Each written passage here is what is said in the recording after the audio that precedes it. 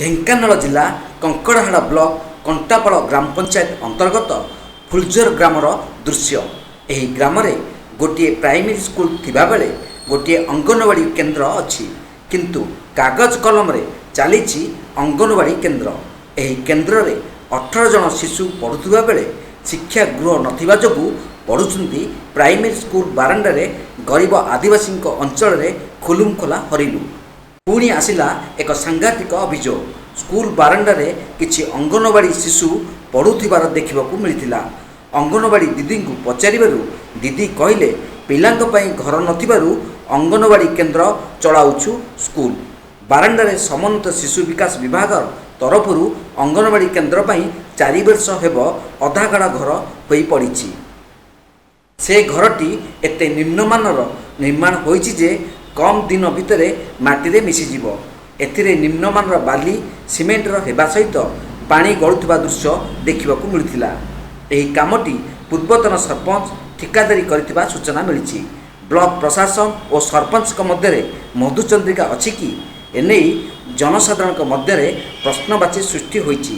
ପ୍ରଶାସନ ସଠିକ ତଦନ୍ତ ହେବା ପାଇଁ ଜନସାଧାରଣ ଦାବି କରିଛନ୍ତି।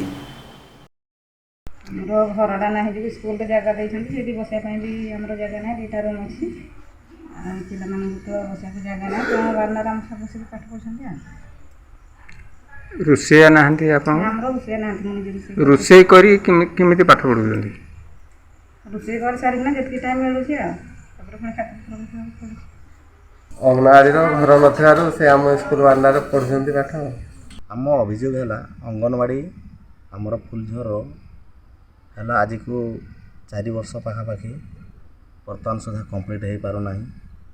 ତ ତା ସମସ୍ୟା ତ ଆମେ କହିପାରିବୁନୁ କେଉଁଥିପାଇଁ ହେଇପାରୁଛି କି କେଉଁଥିପାଇଁ ନାହିଁ। ତ ଆମେ ଯାହା ଦେଖୁଛେ ଗାଁ ଲୋକ ହିସାବରେ ଯେ ଅଙ୍ଗନବାଡ଼ି ବର୍ତ୍ତମାନ ସୁଦ୍ଧା ଟପ୍ ଲେଭେଲ୍ ଛାତ ଯାକେ ହେଇଛି, ତା ବାଦେ ହେଇପାରୁନାହିଁ। ତ ତା ସମସ୍ୟା କ'ଣ ଆମେ ବି ଏପର୍ଯ୍ୟନ୍ତ ବୁଝିନୁ କି ଜାଣିପାରୁନାହୁଁ। କାହିଁକି ଆମର ଫୁଲଝର ଅଙ୍ଗନବାଡ଼ି କାହିଁକି ଏତେ ଅବହେଳିତରେ ଅଛି? ଆମର ପ୍ରଶାସନିକ କାହିଁ ୟା ପ୍ରତି କିଛି ଧ୍ୟାନ ଦେଉନାହାନ୍ତି। ଆମର ତ ଅଙ୍ଗନବାଡ଼ି କରିଥିଲେ ଯେ ଏଇଟା ଭାଙ୍ଗି ଯାଇ ସାରିଲାନି, ଆଉ ଏଇଟା ଆଉ କାହିଁକି ଏଇଟା ବି ପୂରଣ କରିନି, ଏମିତି ତ ଖଣ୍ଡିଆ ରହିଗଲା।